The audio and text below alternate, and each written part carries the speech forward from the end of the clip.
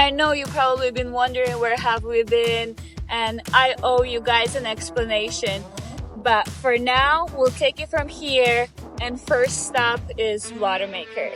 Welcome back to another episode, you guys. I am so grateful that a lot of you are still here, and if you're new here, there's so much to come. For this past year, I know we've been absent, but we have been sailing a lot. Now we're here. Just haul the boat out, put it back in the water, and we'll try to fill you in as we go. I don't know if that looked good, but I think it was good. Was it good? Make some through holes in preparation for the watermaker installation.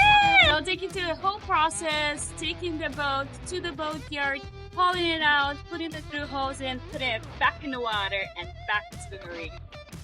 There is a lot that has happened. One, I have a confession to make. I have been addicted to spearfishing. I've been tapping into my free time when I should be editing. I've been spearfishing. So I'll bring you guys along if you want to see my spearfishing journey from day one. Just comment and let me know what do you want to see. I'll be happy to share everything. We sailed up to LA last night and we just cleaned the boat last night as well. The boat is getting hauled out and hopefully it'll be done within 3 days. So today is Monday, we're taking the boat there, and then they should do the through holes within 24 hours, and then probably Wednesday we'll pick the boat back up. We're gonna go our separate ways. I'm gonna drive to Wilmington to the boatyard, and I'm just gonna drive the boat there. Okay, see you later. Am I untying you?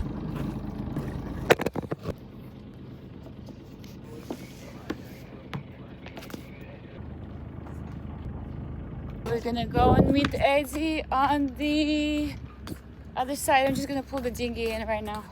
Bye-bye! See you soon! I am! While Eddie made his way to Eddie's boatyard in Wilmington, which was only 3.5 miles away from the marina, I drove there to meet him there. We did our research prior and we called a few boatyards in advance to compare prices and availability, and we settled on this one. And honestly, they did not disappoint.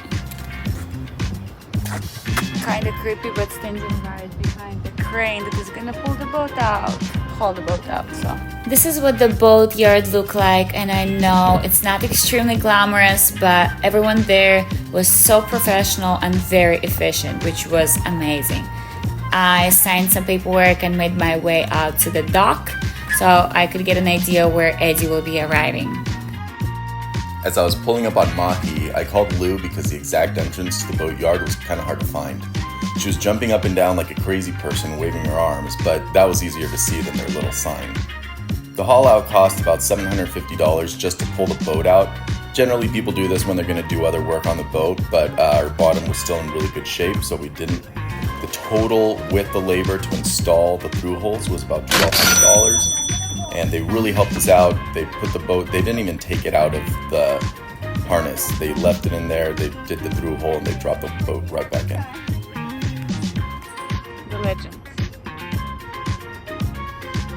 Sick, bro. Alright, we just got here to the boatyard. It's beautiful.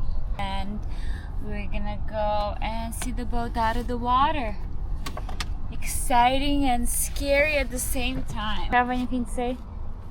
It's crazy seeing it out of the water. This is how they pull the boat out. So the harness over there and over there, and they go all the way to that stanchion, and the crane just picks it up from the water from over there and rides it up here. I took some videos of the bottom page and just did a mini inspection. Nothing that I haven't seen before. I dive under the boat almost every single week, but still. In the meantime, Eddie went up in the cabin to show the guys the exact location we wanted the through holes at. Boat will be ready before the end of the day. They should do the through hole now and put the boat back in the water in a few hours, and we'll pick it up tomorrow morning, right? Yeah, they didn't even try to sell us on bottom paint, which means that it's pretty solid. I know, the guy said that we can do 2 more years with the paint that we currently have, which is at least 3 years old. So he says we can go on 5 years or whatever, 4 years until we check next. But that's the good news. I was definitely like very excited for the boat to be out of the water, but I was also like nervous. Yeah. I was like, you know, you never know what you can run into. So Yeah. yay. All right, we are back here at the boatyard, and the boat is already in the water. So we're just gonna go and pick it up and sail it back to the marina slip. Yeah, John gave us a ride, and all right, we are leaving Eddie's Marine right there. Bye. Thanks, Eddie's Marine. You guys worked real fast, real good, and even gave us some tips on how to fix some stuff ourselves, which is amazing. On the way back, we sailed right under Vincent Thomas Bridge. I have seen it probably hundreds of times, but it always fascinates me that something so grandiose is built by real people. The bridge opened in 1963 and is named after California Assemblyman Vincent Thomas in San Pedro, who championed its construction. Talk about persistent. Vincent Thomas spent 19 years arguing for the 16 different pieces of legislation that were necessary for the bridge construction. This bridge links San Pedro to Terminal Island, and it is the only suspension bridge in the greatest Los Angeles. Here's me unboxing the Seawater Pro watermaker. I'm gonna skip all the unnecessary yapping as I was so excited I could barely speak. And let me just give you the important details. It's a 17 gallons per hour single membrane. It consists of one membrane, a pump, few filters, and lots of other smaller parts. Great manual, and best of all, customer service that has been on our speed dial. We even called to confirm the type and size of the through hole. Now that we unboxed this, we're gonna try to see where we're gonna put everything. We just redid the electronics and put the new house battery in, so we should be all good. As far as that, we're just gonna try to figure out the technicalities. We're running? Mm-hmm.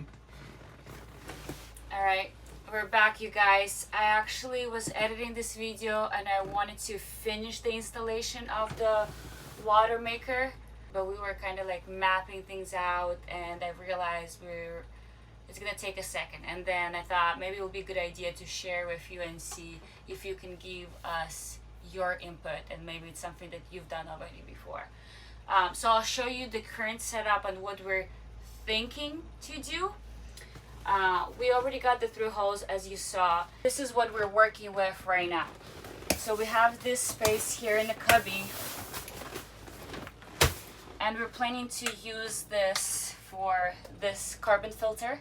Okay, I'm gonna set it here aside for a sec, and then we also have this cubby that we're gonna use for these other filters as well. Okay, and then as you know, it's a Calian 36, so we are limited on space. The only real space that we have, and we kind of thought it would be a good idea, it's somewhat close to the water tanks and close to the faucet. So the membrane is gonna go under here. This one is already busy with our waste tank, and the other one is busy with the fuel tank, so we can't use those. But it was kind of tricky to get it in there. We had to really put the effort and work our magic, so I'll show you guys. But ignore this for a sec. So this is what we have here so far. We put the membrane here, and like we attached, and we have the pump under there. So this is where we're placing the pump. This is the only spot we found, and they're kind of like connected to each other here. So yeah, so this is where we have the membrane as of right now, and then the pump over there, two filters over there, and then the carbon filter will go here. We have to drill a hole in between these two cubbies and connect all that, and then we just have some hose and install the faucet. So now that I show you guys where we are planning to install everything, the pump and the membrane and the 3 filters, I kind of wanted to get your guys' input. Maybe some of you already have done this before and you have some more clever ways to install this. I think the setup is pretty good. We haven't finished it yet, but it's pretty much ready to go. We'll just connect every single piece. We'll follow the instruction, and the guys at Seawater Pro have been incredible. The customer service was just like top notch. Like, we've literally been calling them and they pick up the phone if they were our friends. Just wanted to see if you guys have any advice. I'll be extremely grateful if you just drop it in the comments, something that maybe worked for you better, or something that we can avoid some mistakes as we are doing this ourselves to save some money. So yeah, I'm really looking forward to reading your comments and seeing if there's any tips and tricks. Thanks so much for watching. If you like this episode, like and subscribe. 3, 2,